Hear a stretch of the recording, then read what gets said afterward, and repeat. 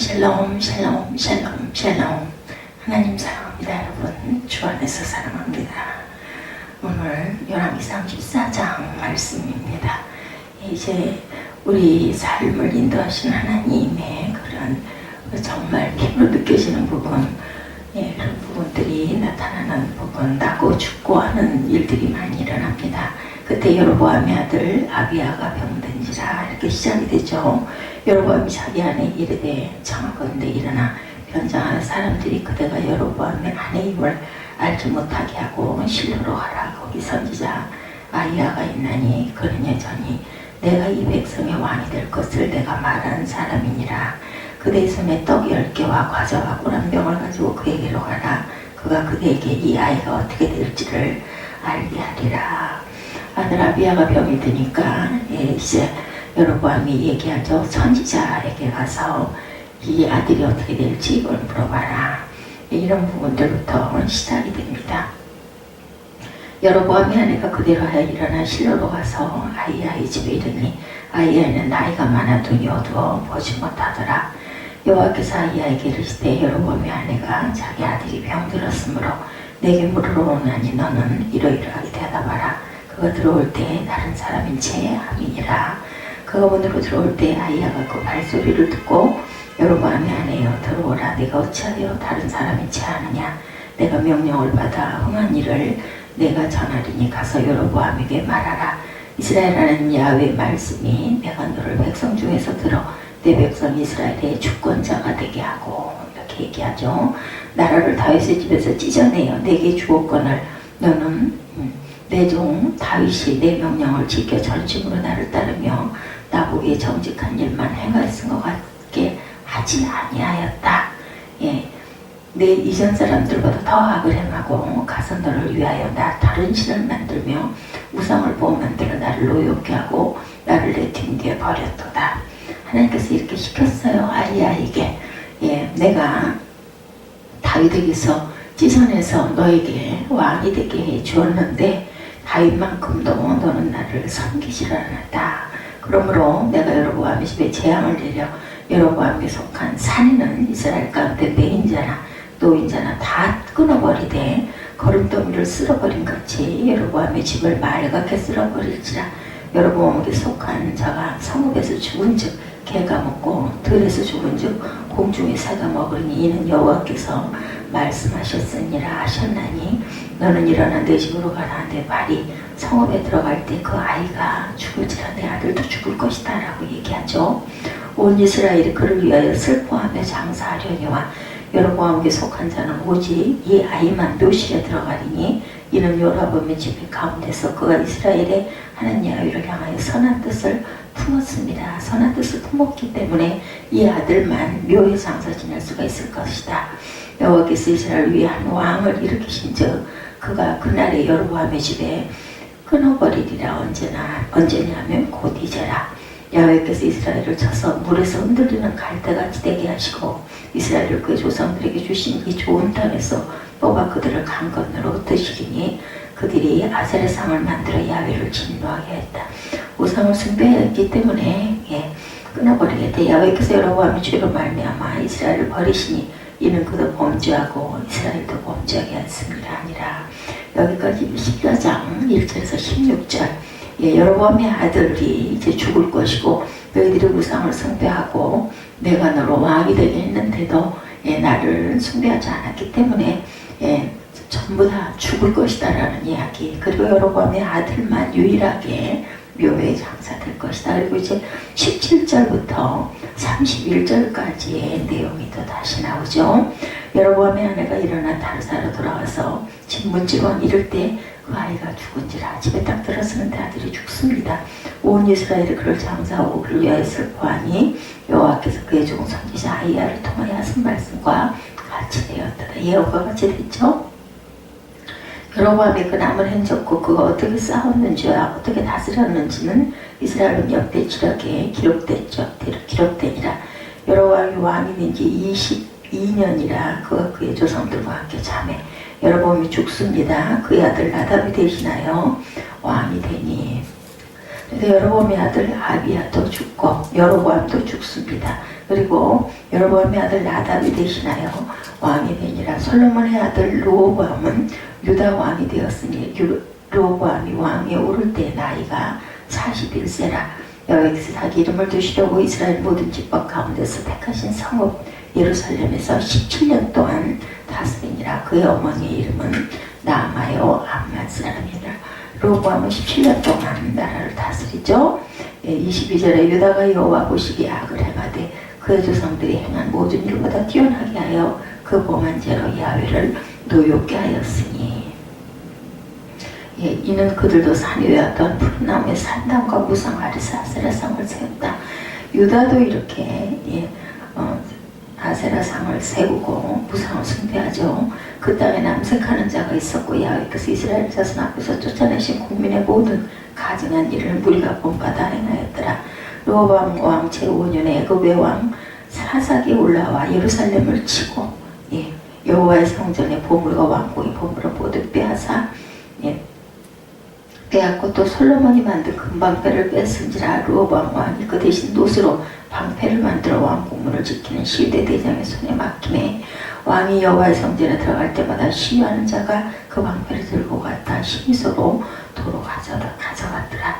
이렇게 이제 또 남유다도 이렇게 침략을 받습니다. 그렇죠? 르호보암의 남은 사적과 그 행한 모든 일은 유다 왕 역대기락에 기록되지 아니하였느냐. 르호보암과 여로보암 사이 항상 전쟁이 있었다. 남북이 항상 싸웁니다. 르호보암이 그의 조상들과 함께 르호보암도 죽죠. 그의 조상들과 함께 다윗성에 장사되니라. 그의 어머니 이름은 나아마요 암몬 사람이더라. 그의 아들 아비암이 대신하여 왕이 되더라. 남유다도 또 이제 르호보암이 죽고 아비암이 왕이 되는 이러한 일, 죽고 다시 왕이 되고 이런 내용들이 나타나고, 그리고 예언대로 그대로 이루어져서 모든 남자들을 남기지 않고 다 죽이겠다. 왜? 무상 숭배를 하기 때문이죠. 우리가 잘 아는 알렉산더 대왕은 젊은 20세의 왕이 돼서 10년 동안 유럽과 아시아의 대부분을 차지하는 영웅이다 이렇게 이야기를 합니다. 알렉산더 대왕은 더 이상 정복할 나라가 없을 만큼 많은 나라를 차지했는데 그는 이렇게 탄식했다고 합니다. 더 이상 내가 정복할 나라가 없으니 이제 나는 심심해서 어찌할꼬. 굉장히 교만하죠. 이처럼 그런 자신의 개인적인 야망을 달성했으나 더 큰 야망을 품고 괴로워하다가 그만 젊은 33세의 나이에 죽고 맙니다. 우리의 마음속에도 이러한 야망과 욕심이 누구에게나 각각 있습니다. 무언가 더 갖기를 원하고 차지하기를 원하고 자기 이름을 많은 사람들이 알아주기를 드러내기를 원하는 야망과 욕심이 있죠.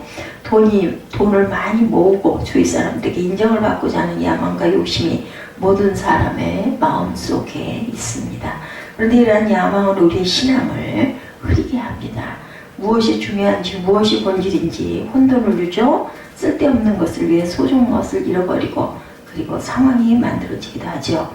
저와 여러분은 어떻습니까? 작은 것, 하나님 보시기에 쓸데없는 것 때문에 저와 여러분들 어떤 인생을 낭비하고 있지는 않은지, 가장 본질적인 하나님에 대한 믿음과 신앙보다는 세상이 주는 유혹과 욕심과 야망으로 인해 본질을 잃어버리고 있지는 않은지 우리가 한번 생각해 봐야겠습니다. 우리의 마음속에 이런 욕심과 야망이 있다면 버리고 하나님만 온전히 바라보시기 바랍니다. 오늘 읽은 본문은 야망과 욕심으로 가득 찬 두 사람의 죽음, 여로보암과 르호보암의 죽음이 나타나죠. 한 사람은 북이스라엘을 다스렸던 여로보암 왕이고 다른 한 사람은 남유다의 왕 르호보암입니다. 이 두 사람에게 몇 가지 공통점이 있음을 우리가 이 말씀을 통해서 볼 수가 있는데, 먼저 그들은 나라를 이끌었던 리더였고 왕이었습니다. 두 번째, 그들은 각각 자기 이익과 권력을 원하여 살았던 사람이다.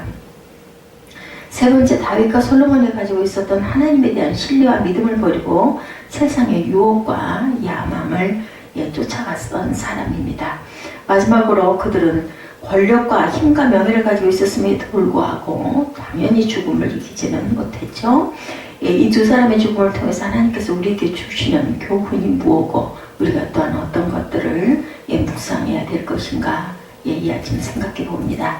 또한 하나님은 우리의 삶 가운데 어떠한 모습으로 역사하시는가 이것을 함께 은혜를 나눕니다. 첫째, 우리 하나님께서는 우리를 인도하신 우리 인생의 주인이시죠. 르호보암과 여로보암이 자신의 인생이 그렇게 빨리 끝날 줄 당연히 예상을 못했겠죠. 어쩌면 그들이 가지고 있던 권력과 부와 명예가 영원토록 자기들과 함께 할 줄 알았을 수도 있습니다. 그러나 다른 보통 사람들과 같이 당연히 그들의 인생도 끝이 납니다. 그들이 가지고 있었던 힘과 능력은 당연히 영원하지가 않았죠. 아마 여로보암과 르호보암은 앞으로의 권력에 대해서 가진 노력과 힘을 다 썼겠죠. 그리고 그들의 인생이 허무하게 무너지게 되리라고는 그렇게 생각하지 않았을 것입니다. 그렇지만 이 두 사람의 인생은 허무하게 무너집니다. 이 두 사람의 죽음을 바라보면서 우리가 깊이 생각할 것들은 무엇인지, 우리의 생명은 전적으로 하나님의 손 안에 있다는 것이죠. 하나님께서 우리의 생명의 주관자고 우리 생명의 모든 것들을 이루시는 능력이 되신다라는 것. 우리가 아무리 애를 쓰고 노력을 해도 이 하나님께서 오라 하시면 갈 수밖에 없죠. 인간은 태어날 때 순서가 있지만 죽을 때는 순서가 없다, 이런 말들을 많이 합니다. 우리가 아무리 좋은 음식을 먹고 비싼 약을 먹을지라도 다가오는 죽음은 아무도 우리를 붙들어 줄 수가 없다는 것을 생각할 줄 알아야 되겠죠. 우리는 하나님의 자녀로 택함을 받았습니다. 복입니다. 큰 축복이죠. 하나님은 계속해서 우리 인생을 주관하시고 또한 인도하시기를 원하십니다. 그 가운데 예비하신 하나님의 은혜들을 우리의 삶 가운데 또한 주시기를, 이루시기를 또 원하시죠. 성경은 너에게 신령한 복을 주겠다, 이렇게 말씀을 하십니다. 우리 인생 가운데 필요한 물질도 주겠다, 육신의 강건함을 주겠다, 이렇게 말씀하십니다. 우리의 하나님께서 우리가 어느 곳에 있든지 우리 인생의 주인이시고 우리 인생의 주관자가 되시고 인도자가 되신다라는 것을 잊지 말아야겠습니다. 어느 곳에 있든지 우리 인생의 주인이고 주관자이시고 그리고 인도자가 되십니다. 두 번째, 우리 하나님께서 우리는 모든 영적인 리더가 되기를 또한 원하십니다. 오늘 읽은 본문 21절에서 14절 말씀에 르호보암이 어떤 사람이고 어떤 일을 했는지에 대해서 구체적으로 얘기하죠. 특히 그가 저지른 죄에 대해서 열조행한 모든 일보다 심했다, 이게 이렇게 말씀을 합니다. 산 위에 있는 산 위에와 그 모든 것들 보면 23절에 그들도 산 위에와 모든 푸른 나무에 산등과 우상과 아세르상을 세웠고 남색하는 자가 있었고 야훼께서 이스라엘 자손 앞에 쫓아내신 국민의 모든 가증한 일을 무리가 본받아 행했다, 이렇게 말씀하고 있습니다.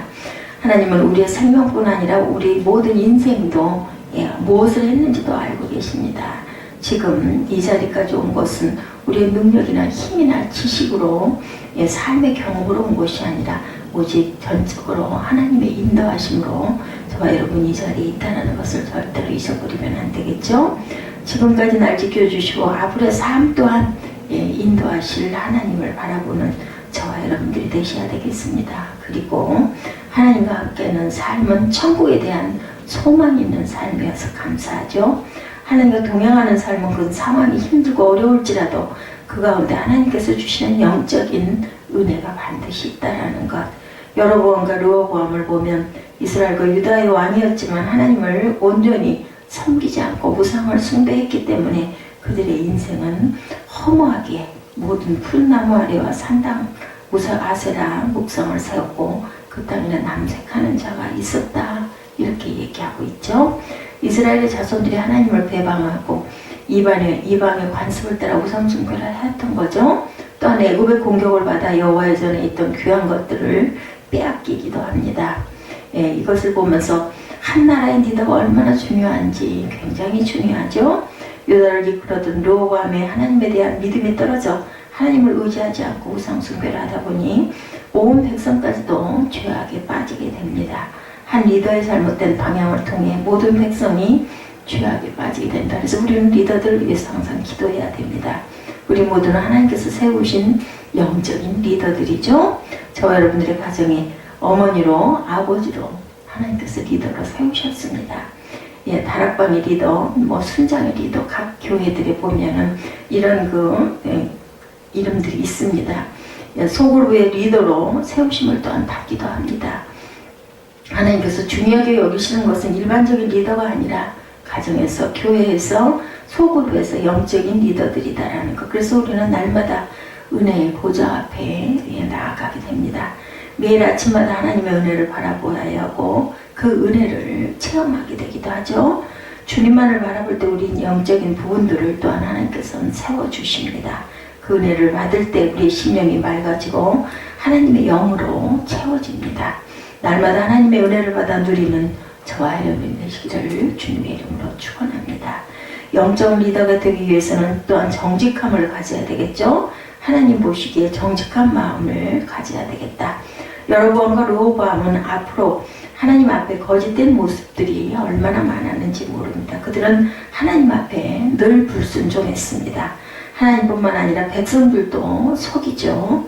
깨끗한 마음으로 주님 앞에 우리가 나아가야 되겠고 깨끗한 마음으로 가정 앞에 서 있어야 합니다. 투명한 마음속에 주님과 함께함을 늘 우리가 기억해야 되겠고 우리가 잘 아는 독일의 철학자 임마누엘 칸트의 아버지가 겪었던 사건을 보면 칸트의 아버지가 말을 타고 집으로 가는 도중 숲속을 지나게 되었는데 갑자기 강도를 만나게 됩니다. 강도들은 가지고 있던 물건을 빼앗고 그것이 전부냐고 묻죠. 그래서 칸트의 아버지는 전부라고 대답하고 빠른 걸음으로 그것을 빠져나갑니다. 그런데 가는 도중에 주머니에 묵직한 무엇이 있음을 발견하게 됩니다. 주머니에 손을 넣어보니 금덩어리가 옷 속에 꿰매어져 있었어요. 그래서 그는 집으로 가는 방향을 바꿔 다시 강도들에게 가서 아까는 정신이 없어 옷 속에 이것이 있는 줄 몰랐는데 금덩이가 있었다 하고 이것도 가져가라고 하자 그것을 보면 강도들이 너무 당황해서 그 전에 빼앗은 모두모두를 되돌려 주었다 이런 이야기가 있습니다. 우리가 웃어 넘길 수 있는 이야기지만 귀한 교훈입니다. 이럴 사람이 어디 있겠느냐는 거죠. 그것은 정직한 능력이다. 우리는 정직하면 물질의 손해를 보죠. 정직한 말을 하면 때때로 바보 취급을 당하기도 합니다. 그러나 하나님께서 원하시는 것은 정직합니다. 시편 기자는 정직한 자는 하나님께서 복을 아끼지 않을 것이다 이렇게 말씀을 합니다. 거짓이 만연한 이 세상에서 정직함으로 저와 여러분의 신앙이 온전히 바로 서가기를 주님의 이름으로 축복합니다. 정직한 마음을 주님 앞에 항상 들이시고 우리가 어떤 부분에 온전치 못한 부분이 있는지를 항상 살피고 돌아볼 줄 아는 그러한 저와 여러분들이 되셔야 되겠죠. 정직한 마음으로 여러분의 가정을 섬기고 여러분의 교회를 섬기고 정직한 마음으로 또한 리더들을 위해서 기도하고 정직한 마음으로 이 땅을 위하여 영적인 리더로 세워져 가시기를 주님의 이름으로 축복합니다. 그리고 오직 주님만을 바라보고 우리가 마음에나 우리 주변에 우상을 숭배하지 않는 저와 여러분들이 되셔야 되겠죠. 하나님과 함께하는 인생이 힘들지 않고 어려운 가운데 항상 소망이 있어서 온전히 바로 서서 갈 수 있다라는 것. 오늘 열왕기상 14장을 통해서 이제 북이스라엘의 그 대표였던 그 여로보암 그리고 남유다의 대표였던 르호보암이 각각 돌아갑니다. 그리고 그 아들들도 죽습니다. 우상 숭배를 하고 하나님을 온전히 섬기지 않아서 그렇게 되었다라고 하나님께서 선지자를 통해서 말씀하시는 부분이 그대로 성취가 돼서 이루어지는 그런 내용을 봅니다. 예를 들어서 아들들도 아버지도 모두 다 죽는 그런 사건, 우리의 삶을 인도하시는 분은 온전히 하나님이시라는 것을 우리가 깨달아 아는 이 시간 저와 여러분 되시기를 주님의 이름으로 축복합니다. 우리 열왕기상 14장 1절부터 7절까지 함께 교독하시고 기도하는 시간 갖도록 하죠. 그때 여로보암의 아들 아비야가 병든지라 여로보암이 자기 아내에게 이르되 청하건대 일어나 변장하여 사람들이 그대로 여호와의 아내임을 알지 못하게 하고 실로로 가라. 거기 선지자가 야이야가 있나니 그는 이전에 내가 이 백성의 왕이 될 것을 내게 말한 사람이니라. 그의 손에 떡 10개와 과자와 꿀 한 병을 가지고 그에게로 가라. 그가 그에게 이 아이가 어떻게 될지를 알게 하리라. 여로보암의 아내가 그대로 하여 일어나 실로로 가서 아히야의 집에 이르니 아히야는 나이가 많아 눈이 어두워 보지 못하더라. 여호와께서 아히야에게 이르시되 여로보암의 아내가 자기 아들이 병들었으므로 내게 물으러 오나니 너는 이러이러하게 대답하라. 그가 들어올 때 다른 사람인 체함이니라. 그가 문으로 들어올 때 아히야가 그 발소리를 듣고 말하되 여로보암의 아내여 들어오라. 내가 어찌하여 다른 사람인 체하느냐. 내가 명령을 받아 흉한 일을 내게 전하리니 가서 여로보암에게 말하라. 이스라엘 하나님 야훼의 말씀이 내가 너를 백성 중에서 들어 내 백성 이스라엘의 주권자가 되게 하고 나를 다윗의 집에서 찢어내 내게 주었거늘 너는 내 종 다윗이 내 명령을 지켜 전심으로 나를 따르며 나보기에 정직한 일만 행하였음과 같지 아니하고 내 이전 사람들보다 더 악을 행하고 가서 너를 위하여 다른 신을 만들며 우상을 보호 만들며 나를 노엽게 하고 나를 내 등 뒤에 버렸도다. 그러므로 내가 여로보암 집에 재앙을 내려 여로보암에게 속한 산에는 이스라엘 가운데 매인자나 노인자나 다 끊어버리되 거름더미를 쓸어버린 같이 여로보암의 집에 말갛게 쓸어버릴지니라. 아멘. 예, 이렇게 해서 여로보암이 아들도 죽고 여로보암도 죽고 남유다의 르호보암도 죽는 그러한 사건이 14장 전체에 기록되어 있습니다. 하나님은 선지자를 통해서 그것을 알게 하죠. 아들들을 전부 다 남기지 않겠다. 다 죽이겠다고 말씀하신 게 그대로 이루어지는 그런 내용입니다. 우리 기도하시겠습니다.